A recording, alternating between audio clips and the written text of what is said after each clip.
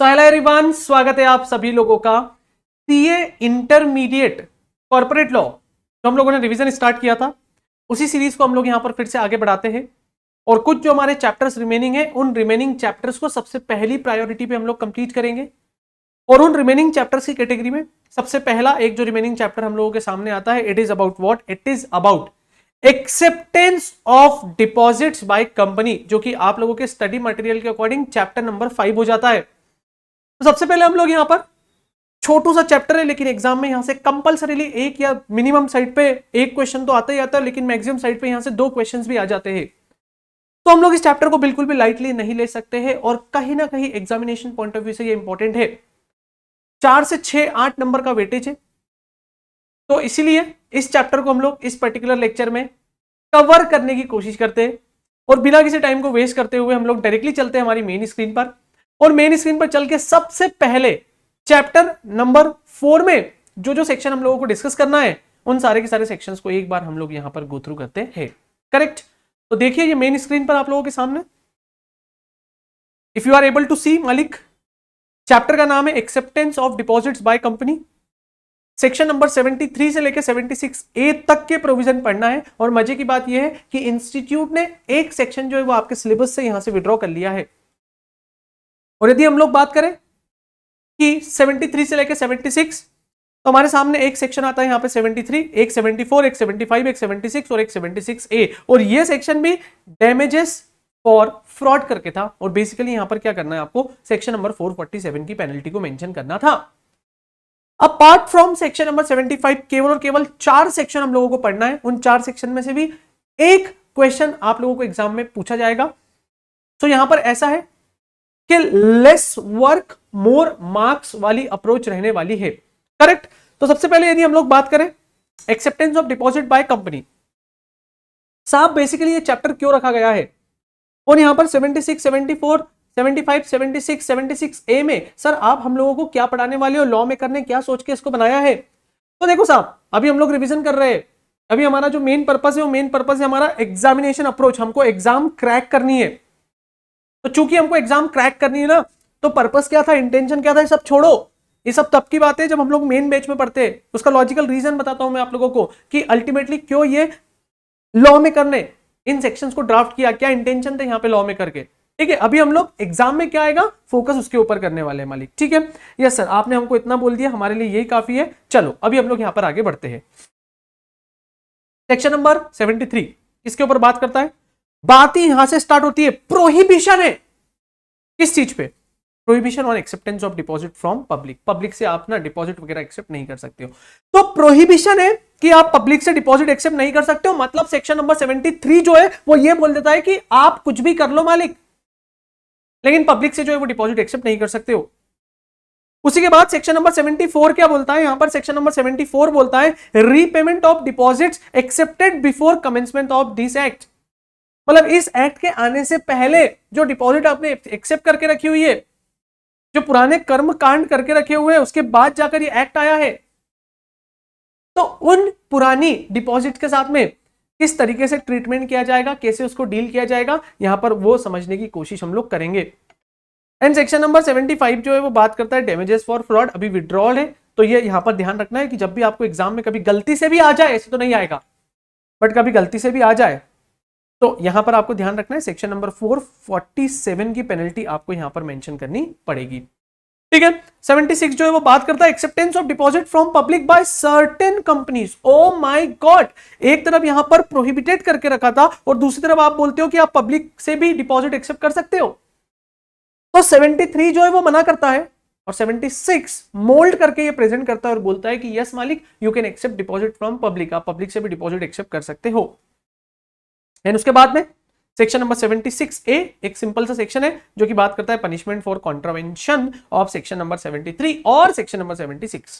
ठीक है, आओ देखते हैं। सबसे पहले 73 की बात करते हैं, उससे भी पहले हम लोग डिपॉजिट के कुछ बेसिक कॉन्सेप्ट समझते हैं। ठीक है, अब बात करते हैं मालिक, जिस तरीके से हमने चैप्टर नंबर 8 में सोर्सेस ऑफ डिविडेंड पढ़े थे ना, उसी तरीके से हम लोग यहां पर बात करेंगे कि सोर्सेस ऑफ डिपॉजिट। डिपॉजिट हम लोग कहां से ले सकते हैं? तो देखो समझने की कोशिश करना, मेरी स्पीड को मैचअप करना मालिक। करेक्ट, डिपॉजिट हम लोग दो लोगों से ले सकते हैं, एक तो मेंबर और एक तो पब्लिक। लेकिन जहां पर पब्लिक की बात आती है वहां पर सेक्शन नंबर 73 बोलता है, ओ भैया निकलो पहली फुर्सत में, आप पब्लिक से कोई डिपॉजिट जो है ना वो एक्सेप्ट नहीं कर सकते रे बाबा, पब्लिक से डिपॉजिट एक्सेप्ट करना पाप है। और 73 ऐसा बोल के चला गया, तो अब एक ही ऑप्शन बचा कि आप डिपॉजिट किससे एक्सेप्ट कर सकते हो, मेंबर से। लेकिन 76 ये बोलता है कि अरे हमारे बड़े भैया बोल के चले गए ना, कोई बात नहीं, बड़े भैया गुस्से वाले, आओ मैं आपको रास्ता बताता हूं कि आप के अंदर कितनी कैपेबिलिटी औकात होनी चाहिए जब जाके आप पब्लिक से डिपॉजिट एक्सेप्ट कर सकते हैं। तभी तो वहां पर लिखा हुआ है सर्टेन कंपनी, तभी तो लिखा हुआ है वहां पर सर्टेन कंपनी, करेक्ट। तो देखो भाई 73 जो है वो प्रोहिबिटेड करता है, एंड 76 जो है वो बोलता है कि यस आप एक्सेप्ट कर सकते हो but only and only certain companies, correct. अब देखो भाई एक चार्ट है, इस चार्ट से आपको बहुत अच्छी शिक्षा मिलेगी, बहुत सारी चीजें सीखने को मिल जाएगी कि कंपनीज जो होती है ना वो दो टाइप की होती है, एक होती है प्राइवेट कंपनी, एक होती है पब्लिक कंपनी। एंड डिपॉजिट भी जो होते हैं ना वो दो टाइप से एक्सेप्ट किए जा सकते हैं, एक तो मेंबर से और एक पब्लिक से। लेकिन यहां पर बोला है कि जो भी प्राइवेट कंपनी है वो never ever be the accepted deposit from any public, वो पब्लिक से डिपॉजिट एक्सेप्ट नहीं कर सकती, करेक्ट। और 73 एप्लीकेबल होता है प्राइवेट कंपनी के ऊपर। बट जब मैं बात करूंगा मालिक पब्लिक कंपनी की, तो यहां पर 73 के साथ 76 भी एप्लीकेबल हो जाएगा, और वो मेंबर के साथ साथ पब्लिक से भी डिपॉजिट एक्सेप्ट कर सकती है। लेकिन पब्लिक से डिपॉजिट एक्सेप्ट करने के लिए उस कंपनी को क्या बनना पड़ेगा, एलिजिबल पब्लिक कंपनी बनना पड़ेगा। और जब तक वो कंपनी एलिजिबल पब्लिक कंपनी नहीं होगी तब तक वो पब्लिक से डिपॉजिट एक्सेप्ट नहीं कर सकती है मालिक। तो देखो यहां पर ये क्या बोलता है, यहां पर इन्होंने बोला है कि एलिजिबल पब्लिक कंपनी बनने के लिए आपकी जो कंपनी की नेटवर्थ है वो more than equal to 100 crore होनी चाहिए, या फिर कंपनी का टर्नओवर जो है, पब्लिक कंपनी का टर्नओवर जो है वो 500 करोड़ रुपए उससे ज्यादा होना चाहिए। इनमें से इन दोनों में से यदि कोई भी एक कंडीशन फुलफिल हो जाती है तो आप क्या बन जाओगे यहां पर, एलिजिबल पब्लिक कंपनी। और चूंकि आप एलिजिबल पब्लिक कंपनी बन गए तो उसके बाद you can accept deposit from outsider, आप पब्लिक से भी डिपॉजिट वगैरह जो है वो एक्सेप्ट कर सकते हो, ठीक है। तो अब देखो ना यार, आखिर कोई भी पर्सन आउटसाइडर डिपॉजिट क्यों देगा? बेसिक क्वेश्चन भाई, मेरे दिमाग में आपको पढ़ाने से पहले ना एक सवाल आया जिसको मैंने यहां पर ड्राफ्ट कर दिया कि मालिक ऐसी क्या मजबूरी होगी, ऐसी क्या मजबूरी होगी, ऐसी क्या मजबूरी होगी कि कोई भी इंसान कंपनी में डिपॉजिट देगा, कोई भी इंसान कंपनी में डिपॉजिट देगा। ऐसी आखिर क्या मजबूरियां होगी कि कोई भी इंसान कंपनी में क्या दे देगा, डिपॉजिट? मैंने अपने आप से ये सवाल पूछा, और जब मैंने अपने आप से ये सवाल पूछा ना दोस्तों, तो मेरे सामने एक आंसर आया कि जो भी इन्वेस्टर लोगों के पास में एडिशनल मनी होता है, यदि वो बैंक में डिपॉजिट करवाए, एफडी करवाए, आरडी करवाए, तो वहां पर मैक्सिमम 6%, आजकल तो वो भी नहीं मिल रहा है, 6% का इंटरेस्ट मिलता है। लेकिन यदि मान लीजिए कोई पर्टिकुलर पर्सन जिसके पास एडिशनल मनी, जैसे मेरे पास 10 करोड़ रुपए एक्स्ट्रा रखे हुए, बोलने की बात है भाई 10 रुपए नहीं है अभी हाल फिलहाल पॉकेट में, वो भी वॉलेट भी बैग में रख के आया हूं, और यदि मैं किसी कंपनी में एज एन डिपॉजिट यदि वो पैसा लगाता हूं, देता हूं, तो मुझे वहां से कितना धन मिलेगा, कितना एडिशनल सरप्लस मिलेगा? 12% पर एनम के अकॉर्डिंग मुझे वहां पर सरप्लस मिल जाएगा। तो चूंकि मुझे वहां पर 12% पर एनम के अकॉर्डिंग एडिशनल सरप्लस मिलेगा, तो जो एडिशनल मुझे इंटरेस्ट वहां से मिलेगा मालिक, तो वो एडिशनल इंटरेस्ट के चक्कर में मैं क्या करता हूं, वहां पर कंपनी में डिपॉजिट दे देता हूं, ठीक है। देखो साहब, गौरव माहेश्वरी 10 लाख रुपए, करोड़ से लाख पे आ गया, डिपॉजिट दिए विद्योदय एजुकेशन प्राइवेट लिमिटेड को, उसके बदले में उसने मुझे प्रॉमिसरी नोट दे दिया, तो मेरा डिपॉजिट जो है वो कैसे हो गया, सिक्योर्ड डिपॉजिट हो गया, करेक्ट। तो जनरल रूल तो ये है कि कंपनी सिक्योर्ड डिपॉजिट ही एक्सेप्ट करेगी, बट कभी कभी कंपनी अपने मेंबर से, अपने घर के लोगों से अनसिक्योर्ड डिपॉजिट भी एक्सेप्ट कर सकती है, लेकिन उसके लिए कुछ एडिशनल रिक्वायरमेंट को फुलफिल करना पड़ता है, और वो एडिशनल रिक्वायरमेंट क्या होती है वो हम लोग आगे देखेंगे। और देखो मालिक, ये बड़ा इंपॉर्टेंट है और यही आपके आंसर का पार्ट बनना चाहिए, और ये फॉर्म नंबर आप यदि मेंशन करोगे तो आपको वहां पर 1 मार्क्स मिलेगा। मतलब यदि 4 मार्क का क्वेश्चन है और यदि आपने विद फॉर्म लिखा तो पूरी की पूरी प्रोबेबिलिटी है वहां पर आपको 3.5 नंबर मिल जाएंगे। लेकिन 4 नंबर का क्वेश्चन है, आपने वहां पर लॉ के पॉइंट सही लिखे, कंटेंट सही लिखा, प्रॉपर आंसर किया, तो प्रोबेबिलिटी रहेगी कि वहां पे आपको 2.5 से 3 नंबर मिलेंगे, यदि आपने फॉर्म का प्रॉपर नंबर मेंशन नहीं किया, प्रॉपर नंबर मेंशन नहीं किया तो, करेक्ट है। यदि आपने फॉर्म का प्रॉपर नंबर मेंशन नहीं किया तो आपको 1 नंबर कम मिलेगा, लेकिन यदि फॉर्म का प्रॉपर नंबर मेंशन किया तो आपको वहां पर 1 नंबर एडिशनल मिलेगा। तो एडिशनल का मतलब ऐसा नहीं कि 4 नंबर का क्वेश्चन था, पूरा सही लिखा तो सर 4 + 1 नंबर एडिशनल, टोटल मिला के 5 मिलेंगे, ना जी। देखो भाई, जब भी कंपनी डिपॉजिट को एक्सेप्ट करने के लिए कोई इन्विटेशन देती है, ठीक है, जब भी कंपनी डिपॉजिट को एक्सेप्ट करने के लिए कोई इन्विटेशन देती है तो उसके लिए कंपनी को DPT-1 फॉर्म में इसकी इंफॉर्मेशन देनी पड़ेगी। सिंपल सी बात है, कंपनी जब भी कोई एड वगैरह निकालेगी तो उसको DPT-1 में यहाँ पर क्या करनी पड़ेगी, इंफॉर्मेशन देनी पड़ेगी। करेक्ट। आगे क्या बोलता है, डिपॉजिट जो है ना वो मे बी सिक्योर्ड और मे बी अनसिक्योर्ड, सिक्योर्ड भी हो सकते हैं अनसिक्योर्ड भी हो सकते हैं, एंड मेंबर से अनसिक्योर्ड डिपॉजिट हो सकते हैं, लेकिन पब्लिक से ऑलवेज रिमेंबर हमेशा कैसा डिपॉजिट होगा, सिक्योर्ड डिपॉजिट होगा। करेक्ट। आगे देखो ना यार, बहुत सारी बातें कर ली, अब थोड़ा सा इसको कंक्लूड करते हैं अपन लोग, ठीक है, एंड आप लोग भी इसको कंक्लूड करते जाना, मेरे साथ साथ रिवाइज करते जाना आप लोग। Correct. Borrowing, private company public company, only from member 73 section लगेगा, और पब्लिक कंपनी यदि इनएलिजिबल है तो ओनली मेंबर, और यदि एलिजिबल है तो मेंबर और पब्लिक दोनों से ले सकती है, सेक्शन नंबर 76 यहां पर अप्लाई हो जाएगा। ठीक है, डिपॉजिट जो है वो सिक्योर्ड भी हो सकता है, अनसिक्योर्ड भी हो सकता है, लेकिन आप पब्लिक से जब भी डिपॉजिट एक्सेप्ट करोगे ये ऑलवेज कैसी होगी मालिक, सिक्योर्ड होगी। आप पब्लिक से कभी भी अनसिक्योर्ड डिपॉजिट नहीं ले सकते हो। ठीक है, आपको सेक्शन का कंप्लायंस करना पड़ेगा 73 से लगा के 76 of the companies act 2013, and साथ साथ जो डिपॉजिट रूल्स है उन डिपॉजिट रूल्स का भी कंप्लायंस करना पड़ेगा। और इस पर्टिकुलर चैप्टर के जो प्रोविजन है वो प्रोविजन एप्लीकेबल नहीं होते बैंकिंग कंपनी के ऊपर, एनबीएफसीज के ऊपर, हाउसिंग फाइनेंस कंपनी के ऊपर, बिकॉज इनका ऑर्डिनरी कोर्स ऑफ बिजनेस ही क्या होता है, लोगों को पैसे देना और लेने का। ठीक है, सो आगे देखो इन्होंने क्या बोला है। ठीक है, यदि कंपनी, प्राइवेट कंपनी जब भी अपने मेंबर से डिपॉजिट लेना चाहती है तो उसको सेक्शन नंबर 73 सबसेक्शन 2 के क्लॉज ABCEF का कंप्लायंस करना पड़ेगा। ठीक है, ABCEF का जो है वो कंप्लायंस करना पड़ेगा। और यदि कोई एलिजिबल पब्लिक कंपनी चाहे अपने मेंबर से या चाहे पब्लिक से डिपॉजिट लेना चाहती है तो उसको सेक्शन नंबर 73 सबसेक्शन 2 में ABCE का जो है वो कंप्लायंस करना पड़ेगा। ठीक है, क्या है आगे देखते हैं। यहां पे सबसे पहले इन्होंने क्या बोला, ए में DPT-1 में सर्कुलर होना चाहिए कि इंफॉर्मेशन देनी है साहब कि कंपनी जो है वो डिपॉजिट एक्सेप्ट करना चाहती है। बी क्या बोलता है, DPT-1 to be filed with ROC at least 30 days before the circulation, circulate करना है DPT-1 में, लेकिन DPT-1 को सर्कुलेट करने से 30 दिन पहले जो है वो ROC को आपको सारी की सारी इंफॉर्मेशन यहां पर फाइल करके देना है। कंपनी टू क्रिएट DRRA, और DRRA का मतलब क्या, डिपॉजिट रीपेमेंट रिजर्व अकाउंट, जैसे DRR बनता है ना, डिबेंचर रिडेम्पशन रिजर्व बनता है ना, वैसे इनको यहां पर ये रिजर्व अकाउंट बना के रखना है। और 20% अमाउंट ऑफ डिपॉजिट जो है वो रिजर्व में ट्रांसफर करके रखना है। और of the deposit maturing following years, जितने सालों में वो डिपॉजिट मैच्योर्ड होगा उसके अकॉर्डिंग प्रोपोर्शनेट बेसिस पर 20% जो है क्या करना है वहां पर डिपॉजिट करना है। पहले डिपॉजिट इंश्योरेंस करवाने की बात आती थी, लेकिन मालिक अननेसेसरीली खर्चा था, इसलिए इस पॉइंट डी को अमेंडमेंट के बाद से उड़ा दिया गया था।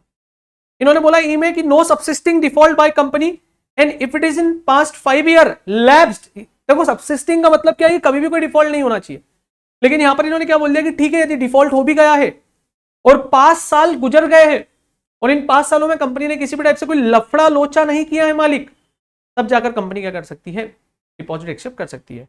एंड यहां पे इन्होंने बोला है कि डिपॉजिट में भी अनसिक्योर्ड, डिपॉजिट अनसिक्योर्ड भी हो सकते हैं, लेकिन पब्लिक कंपनी के केस में कभी भी अनसिक्योर्ड डिपॉजिट नहीं हो सकते। तो इनको ABCE भी फॉलो करना है। डी तो सबके लिए हट गया था और F इनके लिए इसलिए नहीं है बिकॉज ये F जो है वो अनसिक्योर्ड के लिए होता है, पर साथ ही साथ जो पब्लिक कंपनी होती है, एलिजिबल पब्लिक कंपनी होती है, उनको क्रेडिट रेटिंग करवानी पड़ेगी। एंड साथ ही साथ ये एक एडिशनल रिक्वायरमेंट है कि उनके जो भी डिपॉजिट होंगे वो डिपॉजिट कैसे होंगे मालिक, सिक्योर्ड डिपॉजिट होंगे। ठीक है, चलो आगे देखो ये आगे क्या बोलता है। ठीक है, सेक्शन नंबर 73 में कुछ एग्जम्पशंस देके रखी हुई है यहां पर, और ये क्या बोलता है कि both private and public company member से डिपॉजिट एक्सेप्ट कर सकते हैं, सिक्योर्ड के साथ साथ अनसिक्योर्ड डिपॉजिट भी ये लोग एक्सेप्ट कर सकते हैं। And certification by company in circular regarding no default in past 5 year, इनको डिपॉजिट का एडवर्टीजमेंट देने से पहले, DPT-1 फॉर्म फाइल करने से पहले ये देख लेना पड़ेगा, इस चीज का डिक्लेरेशन दे देना पड़ेगा कि इन्होंने पास्ट 5 ईयर में किसी भी टाइप का कोई भी डिफॉल्ट नहीं किया है। ठीक है, और कैसा, यदि ये सारी रिक्वायरमेंट फुलफिल हो जाती है तो ऑर्डिनरी रिजोल्यूशन पास कर ही ये लोग क्या कर सकते हैं, डिपॉजिट को एक्सेप्ट कर सकते हैं। अब बात आती है मालिक सेक्शन नंबर 76 की। ध्यान से देखना, नजर हटी तो दुर्घटना घटी, और हमको ना तो नजर हटाना है और ना ही हमको दुर्घटना घटाना है। ठीक है, देखो ये क्या बोलता है, only eligible public company can accept deposit from public, member से तो कर ही सकती है as well as public. Net worth और टर्नओवर, इन दो में से कोई एक लिमिट जो है वो क्या होनी चाहिए, यहां पर फुलफिल होनी चाहिए। नेटवर्थ इन्होंने कितना बोला है, more than equal to 100 crore हो जानी चाहिए, या फिर टर्नओवर जो है 500 करोड़ और मोर होना चाहिए, तो ये एलिजिबल पब्लिक कंपनी बन जाएगी। अब इन्होंने यहां पर क्या बोला है मालिक, रिजोल्यूशन कौन सा लगेगा, OR लगेगा या SR, ये भी बड़ा इंपॉर्टेंट है एग्जामिनेशन पॉइंट ऑफ व्यू से। इन्होंने बोला है when borrowing is less than equal to paid up share capital plus free reserve, मतलब ये लिमिट के अंदर अंदर है, 181C की लिमिट के अंदर अंदर है, तो आरसी काम चल जाएगा। और जब कोई भी अपनी हदों के बाहर निकलता है, अपनी लिमिट से बाहर निकलता है, अपनी हदें पार करता है मालिक, तो फिर उस केस में आपको क्या करना पड़ेगा, जैसे ही आपने इन हदों को पार किया आपको एसआर पास करना पड़ेगा। आप बिना एसआर पास किए पब्लिक से डिपॉजिट एक्सेप्ट नहीं कर सकते। इन कॉपी जो है वो किसको सेंड करनी पड़ेगी, आरओसी को, चाहे ओआर हो या एसआर हो। फिर उसके बाद इन्होंने क्या बोला है कि कोई पास्ट 5 ईयर में कोई डिफॉल्ट नहीं होना चाहिए, क्रेडिट रेटिंग करवाना है, एंड ये कैसा होना चाहिए, सिक्योर्ड डिपॉजिट होना चाहिए। एंड सिक्योर्ड डिपॉजिट का मतलब ये नहीं कि आप डिपॉजिट के अमाउंट जितनी सिक्योरिटी क्रिएट कर लो मालिक, यहां पर जो इंटरेस्ट पे करना है वो इंटरेस्ट को भी आपको उस वैल्यू की भी सिक्योरिटी एक्वायर करनी पड़ेगी। तो वैल्यू ऑफ सिक्योरिटी कितनी होगी, कितने रुपए का सिक्योर डिपॉजिट होगा, तो प्रिंसिपल प्लस इंटरेस्ट दोनों मिला के जितनी वैल्यू होती है उतने का सिक्योर डिपॉजिट होना चाहिए। Deposit disclose schedule 3 of the company, मतलब बैलेंस शीट में आपको कंपनी ने जितनी डिपॉजिट्स लिए हैं उसको लायबिलिटी साइड दिखाना पड़ेगा। And security to be charged in 30 days, मतलब जिस सिक्योरिटी पे इन्होंने चार्ज क्रिएट किया है कंपनी की, उसके लिए CHG-1 फॉर्म जो है वो फाइल करना पड़ेगा, क्रिएट करना पड़ेगा। चार्ज किसके फेवर में क्रिएट करोगे, डिपॉजिट ट्रस्टी, और CHG-1 फॉर्म जो है वो आरओसी को फाइल करना पड़ेगा। ठीक है, अब बात करते हैं, ये बात तो हम लोग कर चुके हैं, कब ओआर कब एसआर। ठीक है, तो यहां पर एक चीज ध्यान रखना भाई, ये बड़ा इंपॉर्टेंट है, ये बड़ा इंपॉर्टेंट है, ये मैंने आपको सेपरेटली इसलिए कई बार लिखाया है, क्लास में बताया भी है, बिकॉज जब तक आप ये ध्यान नहीं रखोगे तब तक एग्जाम में क्वेश्चन गलत होने की प्रोबेबिलिटी पूरी रहेगी। जब जब सेक्शन नंबर 76 में एफआर की बात होती है, फ्री रिजर्व की बात होती है, तब तब वहां पर सिक्योरिटी प्रीमियम अकाउंट के बैलेंस को भी हम लोग क्या करेंगे, इंक्लूड करेंगे। तब तब हम लोग वहां पर उसको क्या करेंगे, सिक्योरिटी प्रीमियम अकाउंट के बैलेंस को भी वहां पर इंक्लूड करेंगे, मतलब सिक्योरिटी प्रीमियम अकाउंट के बैलेंस को भी आपको वहां पर ऐड करना है। तो देखो ना मालिक, paid up share capital plus free reserve plus security, total balance कितना हो गया, 500 करोड़। अब यदि आप 500 करोड़ रुपए तक की बोरोइंग कर रहे हो ना, तो ये ओआर से काम चल जाएगा, लेकिन इससे ज्यादा यदि आप बोरोइंग कर रहे हो ना, तो फिर उस केस में आपको क्या लगेगा, यहां पर एसआर। करेक्ट, ओके मालिक, डन। अब देखो यहां पर कुछ रूल्स है, and this rules is going to be very important. Exam में यहां से क्वेश्चन आते हैं, एकदम कंडेंस मैनर में मैं आप लोगों को बताऊंगा, और फटाफट से भाई चुटकियों में हम लोग चैप्टर नंबर 5 का रिवीजन कर लेंगे। यहां पर क्या बोलता है rule number 3, terms and condition of acceptance of deposit by company. सबसे पहला मैक्सिमम पीरियड, मैक्सिमम कितने पीरियड के लिए आप डिपॉजिट एक्सेप्ट कर सकते हो, 36 मंथ, एंड मिनिमम कितना, 6 मंथ। सर क्या 6 महीने से कम भी, हाँ हो सकता है, लेकिन देखो ना, if any company wants to accept deposit for less than 6 month, maximum 10% deposit can be accepted, मतलब मैक्सिमम अमाउंट ऑफ डिपॉजिट कितना होगा, paid up share capital, free reserve, security premium के 10% के बराबर ही आप डिपॉजिट एक्सेप्ट कर सकते हो। एंड कम से कम 3 महीने के लिए आपको एक्सेप्ट करना पड़ेगा, मतलब कंपनी को चाहे अच्छा लगे या बुरा लगे, कम से कम 3 महीने के लिए इनको डिपॉजिट जो है वो एक्सेप्ट तो करना ही पड़ेगा। अमाउंट ऑफ डिपॉजिट कितना, यदि मान लीजिए कोई एलिजिबल कंपनी है और नॉन गवर्नमेंट कंपनी है, मेंबर से अप टू 10% लेती है तो कोई टेंशन वाली बात नहीं है, पब्लिक से 25% लेती है तो कोई बात नहीं है, और मैक्सिमम दोनों का मिला के कितना हो सकता है, 35% हो सकता है। और गवर्नमेंट कंपनी के लिए किसी से भी लो, 35% की फ्लैट लिमिट है, कोई टेंशन नहीं है। और अदर देन एलिजिबल कंपनी की बात करूं मालिक, तो अदर देन एलिजिबल कंपनी मतलब ऑब्वियसली किससे एक्सेप्ट कर सकती है, मेंबर से एक्सेप्ट कर सकती है। तो यदि मैं other than eligible public company की बात करूं तो उनके ऊपर सेक्शन नंबर 73 लगेगा, और वहां पर वो 35% of paid up share capital, free reserve और सिक्योरिटी प्रीमियम अकाउंट के बैलेंस के बराबर डिपॉजिट जो है वो एक्सेप्ट कर सकती है। आगे इन्होंने क्या बोला भाई, IFSC public oblique private company and other private company, तो मालिक अदर प्राइवेट कंपनी के लिए इन्होंने क्या बोला है कि यदि आपको डिपॉजिट एक्सेप्ट करना ही और आपने सारे रूल्स एंड रेगुलेशंस और सारी टर्म्स एंड कंडीशन को सेटिस्फाइड कर दिया तो आप 100% ले सकते हो। इन्होंने यहां पर भी क्या बोल दिया कि जो आईएफएससी कंपनी है, उन आईएफएससी कंपनी के लिए भी मैक्सिमम 100% डिपॉजिट है, और उसके लिए आपको डीपीटी 3 फॉर्म जो है वो फाइल करना पड़ेगा। एनुअल बेसिस पे डीपीटी 3 फॉर्म जो है वो क्या करना पड़ेगा दोस्तों, यहां पर फाइल करना पड़ेगा। तो यू नो व्हाट मालिक, you know what, this is all about the जो हमारा सेक्शन नंबर 73 और 76 जो था, बड़े इंपॉर्टेंट सेक्शंस थे ये, इन सारे के सारे सेक्शंस का हम लोगों ने डिस्कशन किया है। यू नो व्हाट, लास्ट में ना आप लोगों को एक चीज ध्यान रख लेनी है, यहां पर सुनो ध्यान से। आपको ना, मैं आपको क्लास में बोलता था बार बार, सेक्शन नंबर 73 में वो 19 टाइप्स के ट्रांजैक्शन, वो 19 टाइप के ट्रांजैक्शंस, जिनके ऊपर एक्सेप्टेंस ऑफ डिपॉजिट वाले चैप्टर के प्रोविजन एप्लीकेबल नहीं होते हैं। वो 19 टाइप के ट्रांजैक्शंस आप लोगों को ना पढ़ के जाना है, बिकॉज वो एग्जामिनेशन पॉइंट ऑफ व्यू से बहुत इंपॉर्टेंट है, वो 19 टाइप के transactions. Point number 2, section number 74 जो है ना वो ये बात करता है कि इस एक्ट के आने से पहले जो डिपॉजिट है उस डिपॉजिट का क्या सिनेरियो रहेगा, उसके लिए आपको एक बार ना सेक्शन नंबर 74 भी देख लेना है। इस चैप्टर में जो सबसे इंपॉर्टेंट है उन सारे के सारे इंपॉर्टेंट कॉन्सेप्ट को मैंने यहां पर कवर किया है। आपको सेक्शन नंबर 74 देखना है और वो जो 19 टाइप के ट्रांजैक्शंस जो है वो ट्रांजैक्शंस देख लेना है। और 76A एक ऐसा सेक्शन है जिसकी पेनल्टी आपको अच्छे से करके जाना ही है। You have no other choice, no other option, करना है मतलब करना है, ठीक है। चलो गाइस, मिलता हूं मैं नेक्स्ट लेक्चर में, वहां पर हम लोग चार्जेस की बातें करेंगे एंड होपफुली अपन लोग फटाफट से इसको सम अप करते हैं। Then I will come with amendments and जो भी अमेंडमेंट्स वगैरह रहेंगे उन सबको भी हम लोग डिस्कस करते हैं। Thank you so much, take care guys, work hard and बहुत मेहनत करो। Thank you.